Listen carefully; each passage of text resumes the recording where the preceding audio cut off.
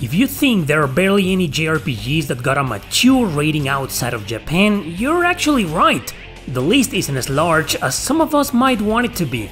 Thankfully, the majority of them are top-notch video games, and in this video I'll show you the 10 best in my opinion, while also explaining why they actually got the mature rating. So let's begin.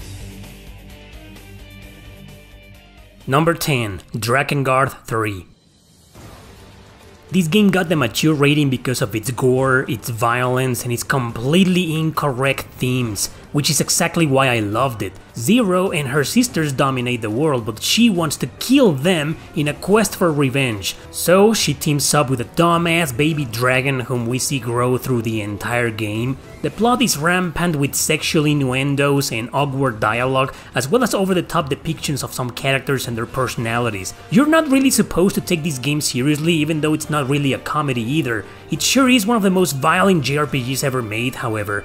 Director Yoko Taro is worldwide known for being this exaggerated in terms of blood and gore. In fact, I kinda believe Square Enix might have had to put a limit to his madness, else we would have gotten a much braver project. Anyway, this is a great action RPG with some camera and control issues, heavily criticized because of that, but I always say that the story, characters and bloody visuals make it completely worth your time. It's exclusive to the PS3 though, just like its PS2 predecessors, which are also mature rated by the way. Drakengard 3 is the prequel to them all, so it's okay to start with it.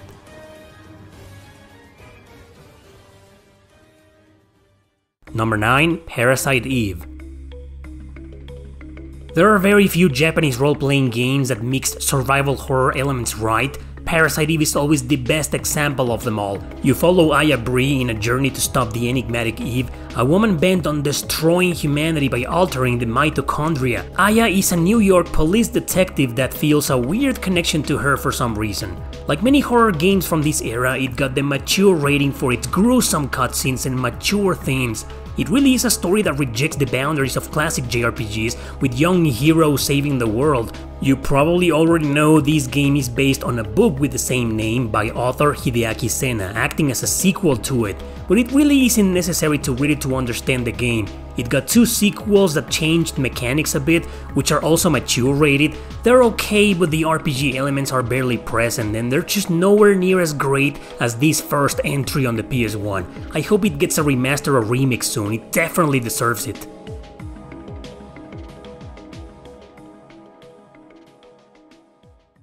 Number 8. Yakuza Like a Dragon. I recently finished this incredible game literally a few days ago, because you play as a Yakuza, which are basically the gangster minions and hitmen of Japanese mafia. It was obviously going to get a mature rating. Sega knew this because this is actually the 7th entry in the long-running series that started on the PS2. The first 6 games are deeply connected and share the same protagonist, but they aren't really RPGs per se, at least not in my opinion. Like a Dragon is a turn-based RPG with a new protagonist, cast, conflict and setting. It does have cameos from characters of the previous games, but I never felt it was necessary to play them to get into this one. The story follows Ichiban Kasuga, who's pretty much a goody two-shoes, but working for a Yakuza family. He takes care of his boss's son, who's in a wheelchair. After a wrong turn of events, Kasuga's boss asks him to take the blame and go to prison for 18 long years. Jesus, the loyalty from this guy. So 18 years later, he comes out of prison only to find out he's been betrayed by his boss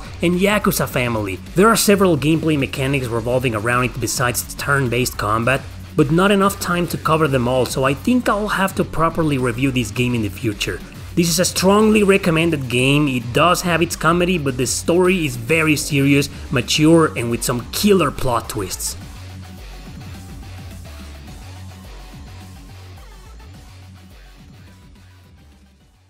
Number 7. Code Vein. Code Vein got its mature rating not because of its ridiculous amount of sexy fan service.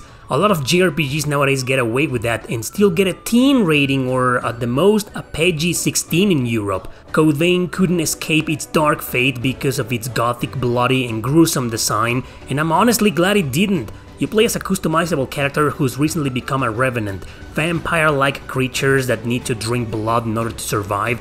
It's a post-apocalyptic world where society is falling apart thanks to the lack of blood beads, the same ones our characters need to live on.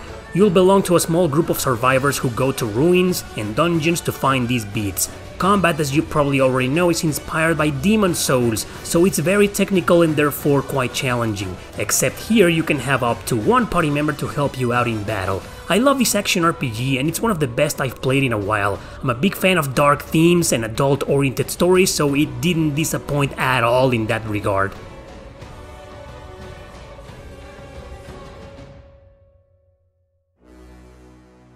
Number 6. Shadow Hearts.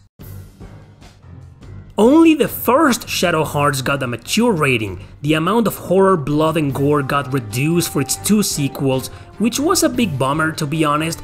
The trilogy's predecessor Kurelka on the PS1 also got a mature rating. It also tried to mix survival horror with RPG but failed in its gameplay mechanics. Shadow Hearts takes place in a fictional but also historical setting during 1913. You control Yuri, a tortured soul capable of turning into demons by making pacts with them. He saves Alice from an evil sorcerer called Siemens who wants to kill her. Their journey will take them across China and Europe while Yuri starts dealing with his own twisted issues. And it is precisely because of these issues, the mature setting and the few bloody cutscenes, that it got its rating. Honestly, it's not as violent as other JRPGs in this video, but after playing it, you can see why the super sensitive West will think otherwise.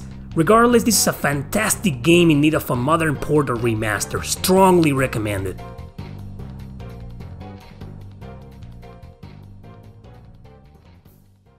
Number 5. The Uta Wareru Mono Trilogy. It's hard to see why this amazing trilogy will get a mature rating at first sight. They're hybrids combining strategy RPG and visual novel. By the look of the covers and some footage, you'd probably find nothing deserving of the M logo. But all 3 of them have dark plot twists, adult situations and some uncensored blood in a few scenes.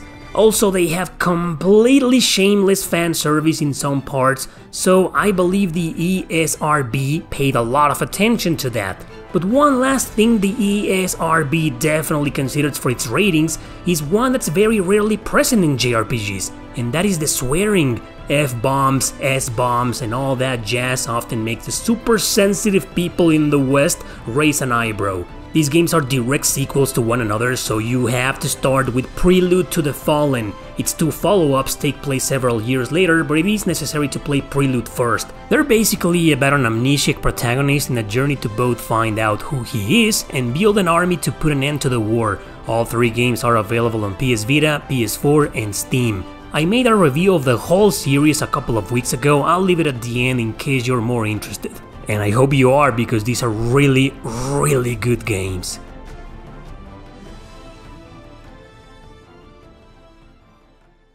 Number 4. Vandal Hearts. Konami really did take a gamble with this game, unbeknownst it will be met with arms crossed in the West, just because characters splash out blood when they die. That's it! That's the only reason it got a mature rating. So did its sequel, which is also on PS1 by the way. Well, I guess one other reason could be its adult themes, but I doubt it because hundreds of others have plots just as mature or even more, and they're still in the teen rating. This is about a small group of mercenaries that start a rebellion, and sure, there's some political and religious themes, but nothing scandalous. Vandal Hearts is a grid-based strategy RPG with character design that's not really anime styled, as you can see. Maybe that's the reason the ESRB looked more seriously into it, being used to the silly and cute looking manga style. I don't know, I'm just speculating here. This is a heavily recommended game in this channel, so give it a try if you can.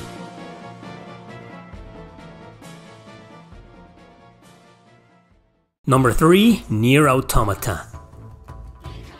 At this point, it's crystal clear, sexy girls and violence are the biggest red flags for mature ratings. It is precisely the reason why the ESRB was founded almost 20 years ago, all thanks to Mortal Kombat and Night Trap. In Nier Automata's case though, there was one more element that made it deserving of the alluring M: the psychological themes. Usually, companies and parents ignore those since they pay way more attention to the visual stuff.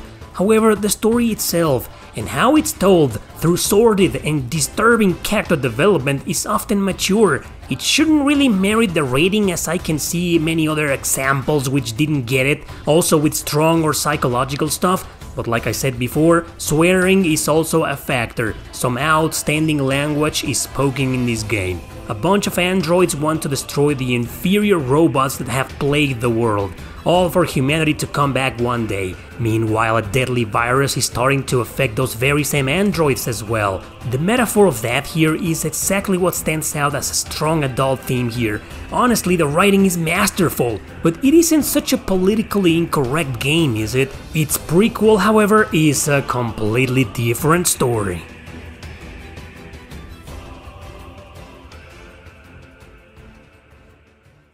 So number 2, it's prequel, Nier Gestalt or Replicant.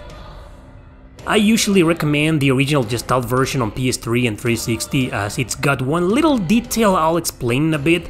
Post-apocalyptic settings are a favorite theme for mature-rated audiences because they often involve gruesome stuff, decay, tragedy, strong psychological and religious topics, etc.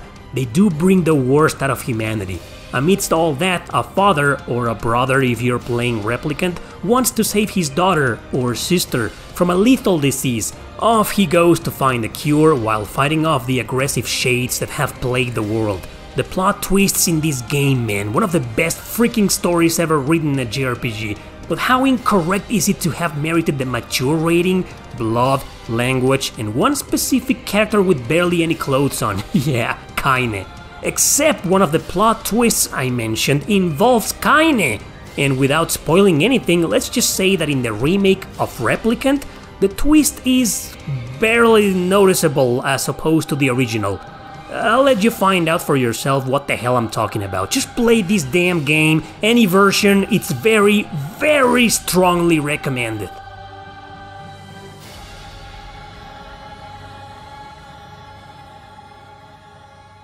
Number 1, the Shin Megami Tensei series. It's just impossible to pick one as there are so many games in this franchise with a mature rating. Not all of them though. My favorites, Devil Survivor 1 and 2, for example, got the teen rating for some reason.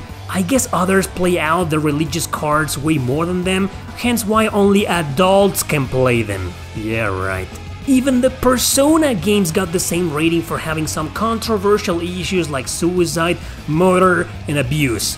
But those are very lighthearted compared to most SNT titles. Some of the most gruesome and mature are definitely the Digital Devil Saga duology on the PS2, but in my opinion the one that takes the cake is Nocturne, which is the most popular SNT mainline game. Once again, we are introduced to an apocalyptic setting where the main character, transformed into a demi-fiend, must find a way to reshape the world. Strong religious themes and criticism are present here, enough to say Lucifer himself is a very important character with a lot of presence. Metaphors are there for real-life adult situations, and let's not get into some of the demon designs that are pretty interesting to say the least.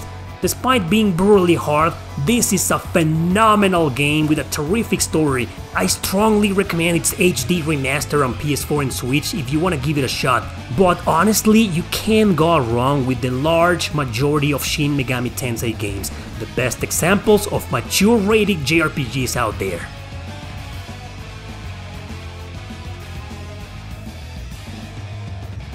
Alright guys, that's my list of the 10 best mature rated JRPGs, all of them highly recommended.